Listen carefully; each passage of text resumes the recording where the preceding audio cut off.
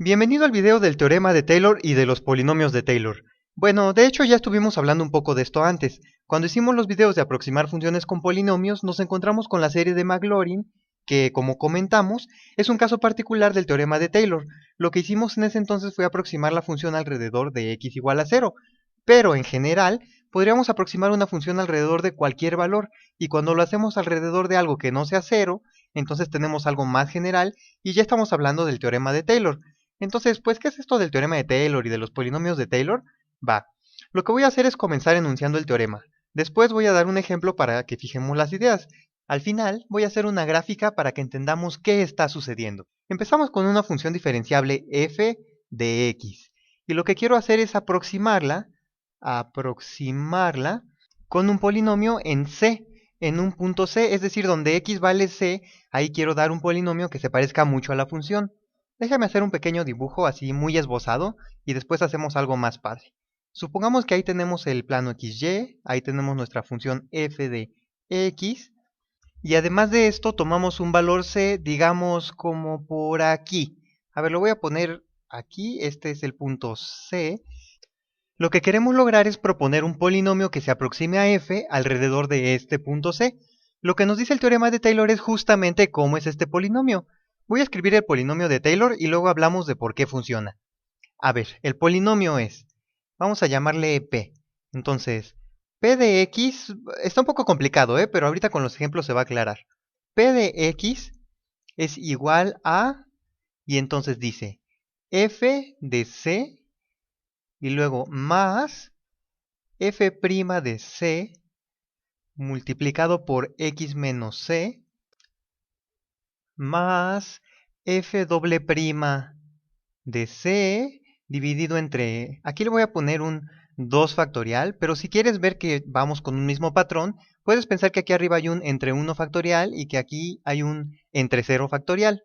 Va, entonces luego es esto por x menos c al cuadrado, más, ya se me está acabando el espacio, f triple prima, aquí podría poner un 3, pero lo voy a poner los primas ahorita, evaluada en c, entre 3 factorial, multiplicado por x menos c al cubo, y podríamos seguir sumando y sumando términos hasta infinito.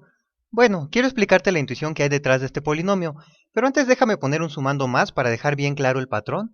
Entonces nos quedaría más f, aquí le voy a poner 4, es decir, la cuarta derivada de la función evaluada en c, dividido entre 4 factorial, multiplicado por x menos c a la cuarta. Y bueno, ahora sí, pasemos a la intuición. Bueno, veamos qué sucede con este polinomio cuando evaluamos en c. ¿Quién es p de c?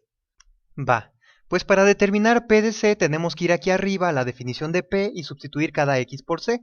Entonces, este sumando, aquí nos queda c menos c, entonces se hace 0. En este de acá también tenemos c menos c, entonces da 0. Aquí una vez más nos queda 0. Y en este también nos queda c menos c que es 0. Y lo único que nos queda es un f de c. F de c. Sale. Eso es muy bueno.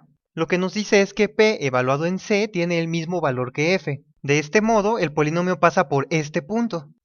De hecho, si tuviéramos un polinomio de Taylor solo con el primer sumando, entonces en la gráfica se vería como una línea horizontal más o menos así. Pasa por el punto, pero es una mala aproximación. Ahora, ¿qué hace este segundo término? Hasta ahora nada, pues todo se canceló. Lo que yo afirmo es que este segundo término se asegura de que la derivada de este polinomio y la derivada de la función f coinciden en el punto c. Vamos a ver a qué me refiero. Para esto, derivemos el polinomio. Es decir, encontremos p' de x. P' de x. Eso es igual a, pues a ver, aquí tenemos una constante. Aquí la f es una función, pero ya evaluada en un número. Entonces es una constante que tiene derivada 0. Ahora, ¿cuál es la derivada de este término? Pues a ver, la derivada de... Bueno, f' de c es constante. Y aquí hay un x menos c que tiene una derivada 1. Entonces podemos pensarlo como la constante por x. Y cuando derivamos nos queda f' de c multiplicado por 1. Entonces simplemente nos queda f' de c. Vamos al tercer sumando, más la derivada de esta expresión.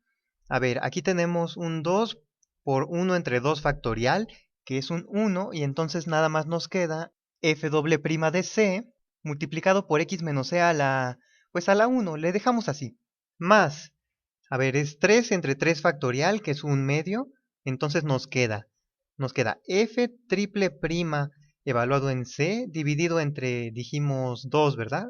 Y luego multiplicado por x menos c al cuadrado, y podríamos seguir sumando y sumando términos, no nos debe importar lo demás.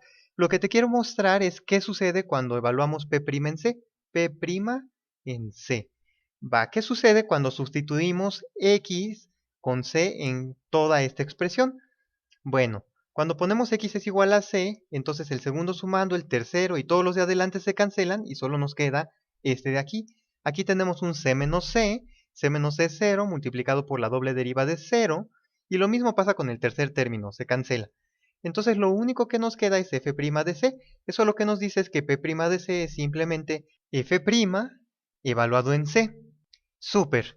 Entonces, ¿qué está sucediendo? Lo que hace el polinomio de Taylor es, número 1, que cuando lo evalúas en x igual a c, tiene el mismo valor que f. Es decir, p de c es igual a f de c. En la derivada también, p' de c es igual a f' de c. Lo mismo va a pasar con la segunda derivada, con la tercera derivada, y pues con todas las derivadas. De hecho, cada uno de los sumandos está encargado de que eso suceda. De hecho, el sumando n más 1 se encarga de que funcione la enésima derivada. Bueno, la gran idea detrás de esto, y en lo cual se nota la genialidad de Taylor, es la observación de que si tenemos una función f y suponemos que es infinitamente diferenciable, es decir, que existe la primera, segunda, tercera y así sucesivamente derivada, entonces podemos construir un polinomio como el que escribí aquí abajo, digamos este de acá, claro, sumando más y más términos, de modo que este polinomio aproxime bien a f. Con esto nos referimos a que todas las derivadas de este polinomio coinciden con las derivadas de f, es decir, con la primera, con la segunda, con la tercera, todas esas coinciden con la de f alrededor del punto c. De hecho, más aún, después veremos que hay muchas funciones que su polinomio de Taylor con todos los sumandos no solo aproximan a la función en c, sino que son igual a la función en todos los puntos. Hablamos un poco de esto cuando probamos que e a la pi por i es igual a menos 1, ¿verdad? Que por cierto para mí es el resultado más impresionante de las matemáticas. ¿Pero qué? Creo que me estoy yendo por la tangente. Para que no quede tan confuso esto, hagamos un ejemplo detalladamente. Dicen por ahí que el diablo está en los detalles. Bueno, aquí no. De hecho, espero que todo nos quede más claro. Voy a borrar. No, con amarillo no. A ver, voy a borrar aquí con negro. Entonces voy a borrar estos términos de acá. Voy a borrar la gráfica de la función. Ya dijimos que después vamos a hacer una más padre. Ok, y entonces vamos a aproximar coseno de x. Entonces supongamos que f de x, lo voy a poner con otro color, que f de x es igual a coseno de x. Este rosa mexicano me gusta mucho. Vamos a tomar un número arbitrario, digamos, pues no sé, alrededor del punto c igual a 2. No, mejor 1. Sale. Entonces vamos a aproximar coseno de x alrededor de c igual a 1. Vámonos a la fórmula. A ver, entonces vamos a ver el polinomio de Taylor. A ver, vamos a escribirlo por aquí. Vamos a hacerlo así como que muy sobre la marcha, ¿vale? No voy a ser muy detallado. Entonces, p de x es igual a f de c. A ver, entonces la función evaluada en c es simplemente coseno de 1. Luego, tenemos que sumar la derivada de f evaluada en c. Acá en la definición de f vemos que f es coseno y por tanto su derivada es menos seno de x, ¿verdad? Menos seno de x y tenemos que evaluarla en 1. Entonces es menos seno de 1. Va, c es igual a 1. Todavía nos falta multiplicar por algo, ¿verdad? Multiplicar por x menos c. Luego, a ver, tenemos que sumar la segunda derivada. A ver, vámonos a f. Su primer derivada es menos seno y la derivada de menos seno es menos coseno. Entonces nos queda menos coseno evaluado en el punto c. C es 1. Entonces nos queda menos coseno de 1.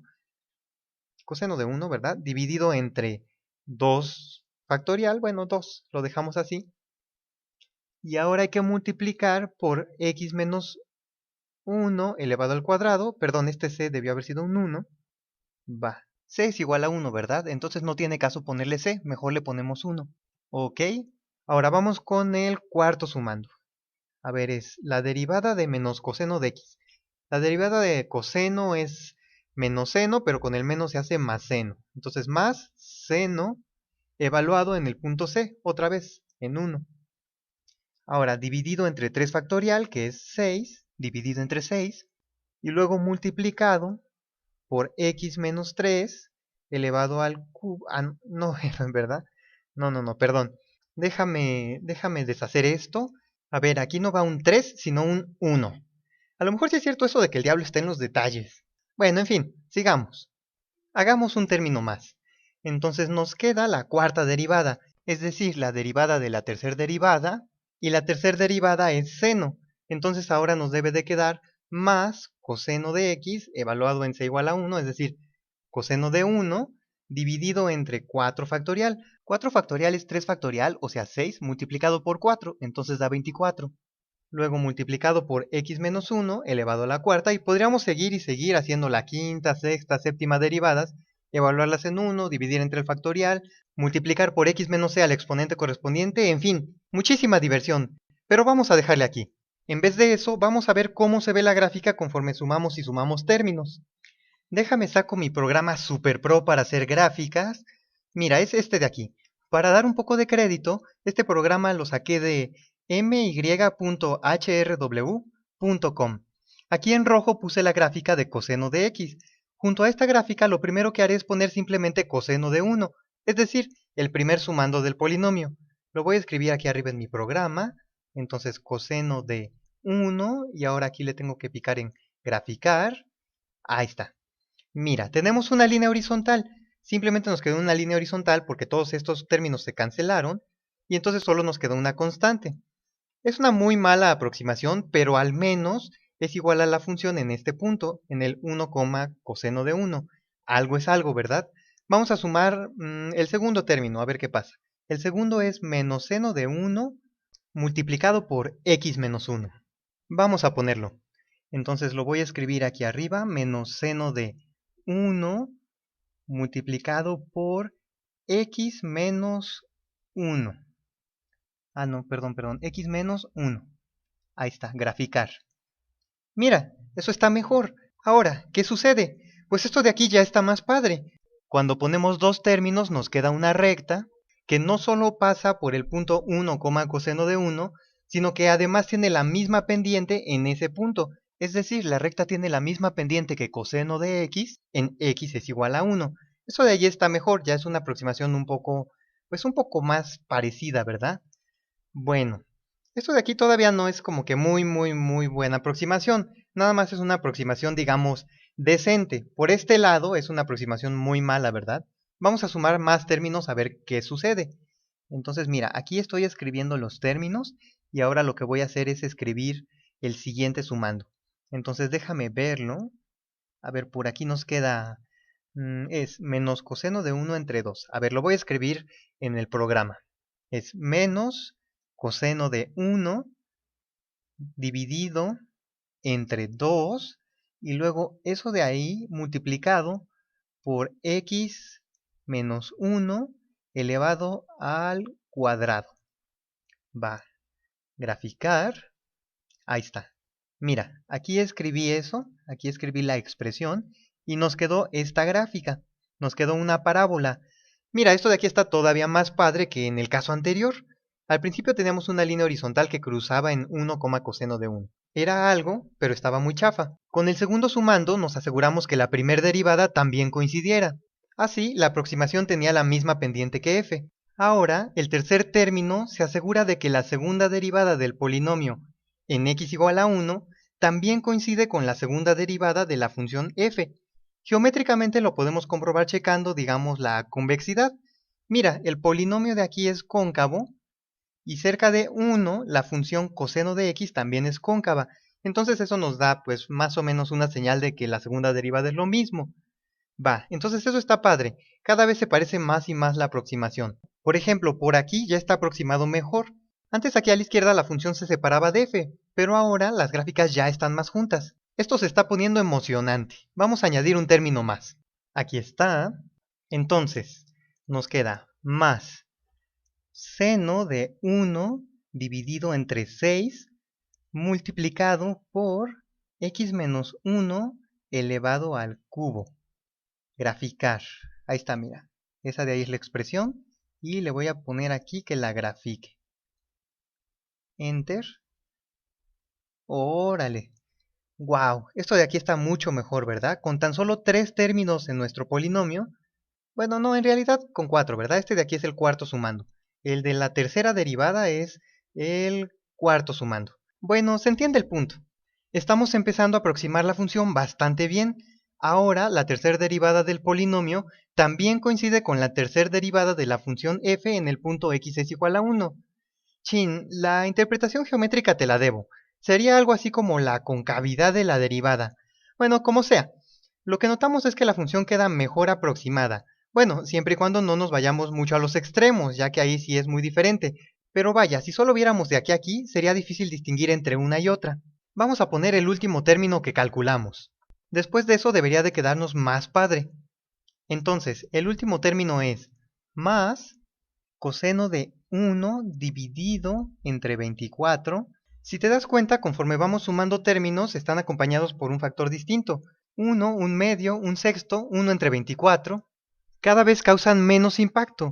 Realmente solo empiezan a importar si nos alejamos mucho de la c elegida, en este caso c igual a 1. Cuando estamos cerca de 1, en realidad estos términos, los de la derecha, no nos importan mucho pues son muy pequeños. El siguiente término tendría un 1 entre 5 factorial, que es aún más pequeño, y así sucesivamente. Sin embargo, si x se aleja mucho de 1, entonces estos términos comienzan a ser más significativos. Como x menos 1 ya es grande, entonces este término ya comienza a jugar su papel en la aproximación. Vamos a la gráfica. A ver, entonces debo escribir aquí más coseno de 1 dividido entre 24 multiplicado por x menos 1 elevado a la cuarta. A ver qué nos queda. Le voy a picar aquí graficar y déjate enseño la gráfica. Mira, todavía mejor. Y si tuvieras un poquito más de tiempo libre, podrías seguir intentando sumar términos y así. Bueno, este es uno de los videos más largos que he hecho. Hablamos un poco de los polinomios de Taylor y esto puede ser un poco confuso porque tiene f's y c's y muchas derivadas y factoriales, pero es bastante más sencillo si pensamos la idea que está detrás. Lo único que nos está diciendo el teorema de Taylor es que podemos construir un polinomio que en algún punto c que nosotros elijamos coincide con la función f y más aún coincide en todas sus derivadas, en la primera, en la segunda, en la tercera, en la que queramos pues. De hecho, si siguiéramos haciendo más y más derivadas, digamos la décima o la onceava, estos dos se van a parecer muchísimo. Espero que este video no te haya confundido. El teorema de Taylor es un tema muy difícil. La pura fórmula es espantosa la primera vez que uno la ve. Espero que ahora puedas verla con un poco más de intuición. Pero si no fue así, mejor olvida todo lo que dije.